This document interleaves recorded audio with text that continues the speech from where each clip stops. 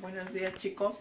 Hoy día empezamos otra nueva semana y hoy día lunes vamos a trabajar nuevamente razonamiento verbal con sexto grado.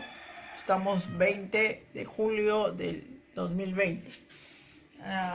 Primero, para hacer una aclaración en razonamiento verbal, lo que es razonamiento verbal ya hemos terminado, pero hoy día vamos a empezar la parte de literatura, que corresponde también a la parte de razonamiento verbal con sexto grado.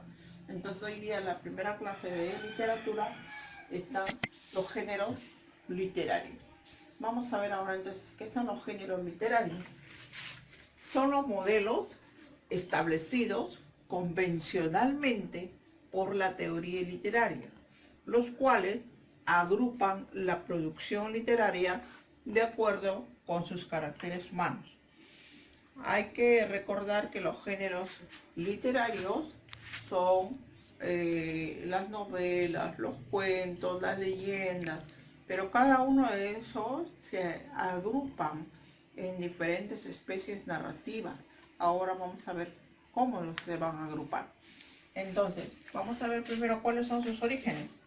Los primeros intentos por sistematizar y ordenar las obras lo dieron los griegos con Aristóteles y su obra llamada Poética, en la que propone los tres géneros clásicos. ¿Cuáles son las especies literarias? Dentro de cada género literario existe una clasificación menor. Así, vamos a ver entonces que hay dos clases de géneros: los géneros clásicos y los géneros modernos. Los géneros clásicos son los que Aristóteles dio a conocer en su obra Poética, y luego después ya vinieron los géneros modernos, los más actuales. Entre los géneros clásicos tenemos género épico, género lírico y género dramático. El género épico es la narración de hechos heroicos donde siempre está presente la figura de un héroe. Dentro de este género épico se subdivide en diferentes especies, en tres especies: epopeya, cantar de gesta y el poema épico. En el género épico, la epopeya narra grandes guerras o hechos históricos, incluyendo elementos fantásticos como dioses, por ejemplo en la Ilíada, donde se caracteriza también por el héroe. Cantar de gesta canta los hechos gloriosos de un caballero medieval. Surge durante la Edad Media y son generalmente anónimos. Por ejemplo, en el Cantar del Mio Cid, donde el autor es anónimo. Y también tenemos el poema. El poema épico está como parte de su clase. Dice: cuenta grandes aventuras, pero con protagonistas que ya no son los clásicos héroes, sino personajes comunes y corrientes en escenario en la Edad Moderna. Por ejemplo, la Divina Comedia de Dante Alighieri. Luego tenemos los géneros líricos, donde se manifiesta el mundo interno del autor. Este género se escribe en verso. Tenemos tres especies: oda, égloga y elegía. La oda expresa alabanza o entusiasmo. Por ejemplo, las odas elementales de Pablo Neruda. La égloga es un poema que expresa los sentimientos de los campesinos. Por ejemplo, las églogas de Garcilaso de la Vega. Y la elegía es un poema de dolor por la pérdida de un ser querido. Por ejemplo, las coplas a la muerte de su padre, de Jorge Manrique. Y en el género dramático es elaborado por medio de diálogos. Se representa en un teatro o escenario. También está dividida en tres especies: tragedia, comedia y drama. La tragedia es la especie más antigua, trata temas funestos y tristes. La comedia trata temas con finales felices. Y el drama es la combinación de temas tristes y felices. Esta especie es la que más se parece a la vida cotidiana. Y luego tenemos, les había dicho ya, que se dividen en dos, géneros clásicos y géneros modernos. En los géneros modernos, en su módulo está solamente los géneros narrativos, pero vamos a ver que también se subdivide en dos géneros, género narrativo y género expositivo.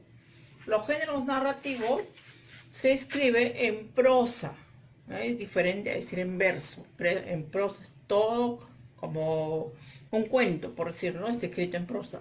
Puede narrar hechos reales o imaginarios. Este se subdivide en tres especies: novela, cuento y fábula. La novela se caracteriza por ser amplia y con muchos personajes. Puede contar hechos históricos y ficticios.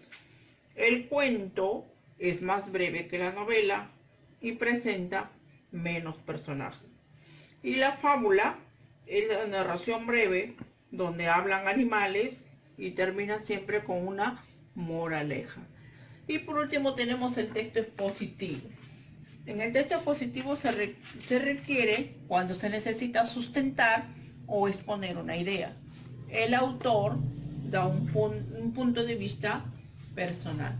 La especie del texto expositivo es el ensayo. ¿Qué es el ensayo? Es una idea o juicio que necesita ser argumentado luego de un análisis de una obra, hecho o acontecimiento, ¿no? El texto expositivo entonces es lo que hacemos la mayoría de los estudiantes para exponer algo y luego opinar sobre el tema que están exponiendo, dar un punto de vista personal sobre eso. Bien, acá tenemos un cuadrito que es de ese hecho. Quisiera que ustedes lo copien en su cuaderno para que más o menos se vayan dando cuenta de las formas, las divisiones, cómo se clasifica el género literario. Y en su módulo también tienen ustedes, dice acá, aplicando lo aprendido, con ayuda de la profesora, por eso que te lo he tratado de completar acá, para que ustedes completen de esta forma el género literario. Tienen ahí ya para que vayan trabajando. Y luego en su módulo van a trabajar las páginas 123 al 126. Tienen entonces ahí varias preguntas para realizar. Ya saben que si hay alguna palabrita que no entienden o alguna pregunta que no entienden, me pueden preguntar por medio de mi WhatsApp o llamándome también. Entonces hasta acá hemos trabajado lo que es género literario, y ya de acá en adelante viene todo lo que es literatura. Muy bien, chicos, entonces no se olviden siempre de hacer la práctica de lavado de manos y nos vemos en la próxima clase. Chao.